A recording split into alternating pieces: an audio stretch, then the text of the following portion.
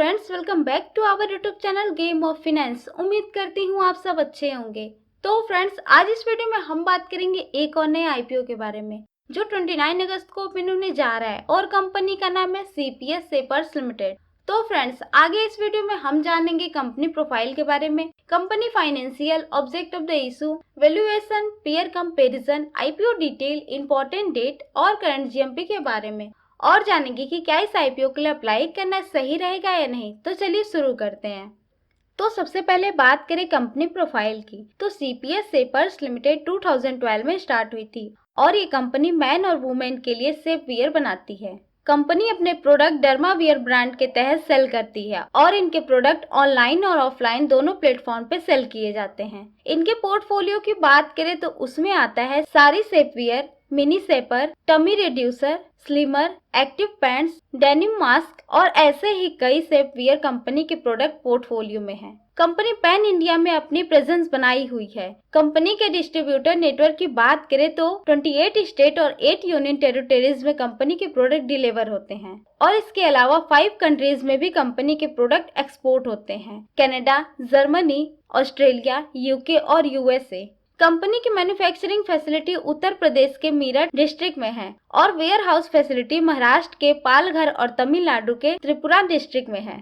ये तो बातें हो गई कंपनी से जुड़े डिटेल्स की। अब बात कर लेते हैं आईपीओ डिटेल की। तो 29 से 31 अगस्त तक आईपीओ ओपन रहेगा और सीपीएस सेपर्स का आईपीओ प्राइस 185 रुपए पर शेयर कंपनी ने तय किया है। 6 लाख फ्रेश शेयर इशू होंगे जिसकी कीमत 11 करोड़ होगी और ऑफर फॉर सेल के तहत कोई भी शेयर इशू नहीं होंगे। तो टोटल आईपीओ साइज 11 करोड़ का ही रहेगा। 600 शेयर्स का एक लॉट रहने वाला है और एक लॉट अप्लाई करने के लिए आपको कम से कम 1,11,000 रुपए खर्च करने पड़ सकते हैं।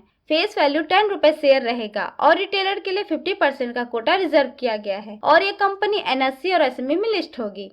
और अब बात कर लेते हैं आईपीओ की इंपॉर्टेंट डेट की। तो 29 अगस्त को आईपीओ ओपन होगा और 31 अगस्त तक आईपीओ ओपन रहेगा अप्लाई करने के लिए। 5 सितंबर तक आईपीओ अलॉट होने की उम्मीद है और जिन्हें आईपीओ अलॉट नहीं हुआ होगा उन्हें 6 सितंबर तक रिफंड मिल जाएगा और सब कुछ तय डेट के मुताबिक रहा तो 7 सितंबर तक डीमेट अकाउंट में शेयर क्रेडिट कर दिए जाएंगे और 8 सितंबर तक आईपीओ लिस्ट हो जाएगा। अब बात कर लेते हैं ऑब्जेक्ट ऑफ द इशू की। तो कंपनी जुटाए हुए फंड का इस्तेमाल अपने मैन्युफैक्चरिंग फैसिलिटी के लिए प्लांट और मशीनरी और कॉमर्शियल व्हीकल खरीदने के लिए करेगी और सोलर पावर सिस्टम के खर्च की जरूरत भी इसी फंड से पूरा होगा और साथ ही डेप्ट कम करने के लिए और कंपनी की जरूरतों को पूरा करने के लिए फंड का इस्तेमाल किया जाएगा और बाकी बचे हुए फंड का इस्तेमाल कॉर्पोरेट पर्पस के लिए किया जाएगा। ये तो बातें हो गई आईपीओ से जुड़े डिटेल्स की। अब बात कर लेते हैं कि इस आईपीओ के लिए अप्लाई करना चाहिए या नहीं। तो उससे पहले कंपनी का फाइनेंशियल चेक करना बहुत जरूरी है। तो आइए एक नजर कंपनी के फाइनेंशियल पे डालते हैं। तो बात करें सबसे पहले टोटल एसेट की। तो फाइनेंशियल ईयर 2021 में 11 करोड़, 2022 में 12 करोड़ और फाइनेंशियल ईयर 2023 तक कंपनी का टोटल एसेट बढ़कर 17 करोड़ का हो गया है। टोटल एसेट में लगातार वृद्धि हुई है। इससे ये समझ में आता है कि कंपनी की एसेट बेस समय के साथ बढ़ रही है।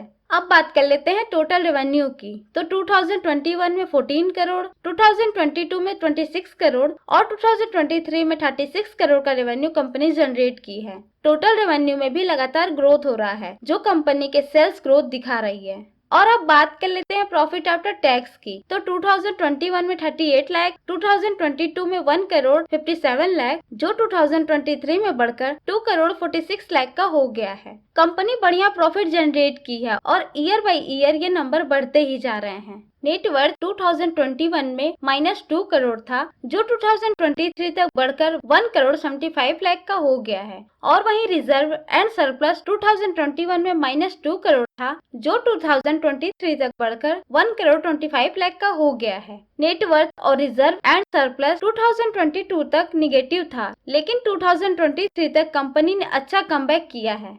अब कंपनी पर डेप्ट कितना है वो भी चेक कर लेते हैं। तो बात करें टोटल बोरोइंग की। तो फाइनेंशियल ईयर 2021 में 9 करोड़ 47 लाख, 2022 में 9 करोड़ 35 लाख और 2023 में कंपनी पर 10 करोड़ 43 लाख का डेप्ट है। कंपनी पर डेप्ट बहुत ज्यादा है, जो करीब करीब रिजर्व एंड सरप्लस का 9 टाइम्स है। वैसे आईपीओ आने के बाद कंपनी डेप्ट कम करेगी, जो कि पॉजिटिव साइन है कंपनी के लिए और इस आईपीओ के लिए भी। ओवरऑल फाइनेंस की बात करें तो कंपनी की रेवेन्यू और प्रॉफिट में ग्रोथ हो रहा है, लेकिन दूसरी तरफ डेप्ट भी बढ़ रहा है। लेकिन कंपनी ने बताया है कि वो डेप्ट कम करने वाले हैं, तो अगर ऐसा होता है तो कंपनी के फाइनेंशियल परफॉर्मेंस में सुधार होगा।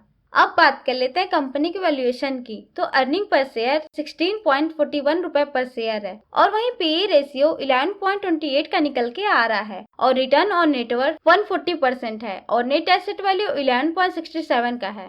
पीयर कंपेरिजन करें तो डॉलर इंडस्ट्रीज लिमिटेड का मार्केट कैप 23 बिलियन का है और वहीं शेयर प्राइस 418 के करीब चल रहा है और पीई रेशियो 45.12 का है। और केपीआर मिल लिमिटेड की बात करें तो 246 बिलियन का मार्केट कैप है और शेयर प्राइस 720 के करीब है और पीई रेशियो 31.15 का है। तो पीयर कंपेरिजन करें तो पता चलता है कि सीपीएस शेपर्स का शेयर प्राइस ओके है। अब बात कर लेते हैं जीएमपी की। तो सीपीएस शेपर्स अभी 70 रुपए के प्रीमियम पर ट्रेड कर रही है, जिससे एस्टिमेटेड लिस्टिंग प्राइस 255 का हो गया है, यानी अपने एक्चुअल प्राइस से 37% ज्यादा। और 5 में से 4 स्टार की फायर रेटिंग मिली है इस आईपीओ को।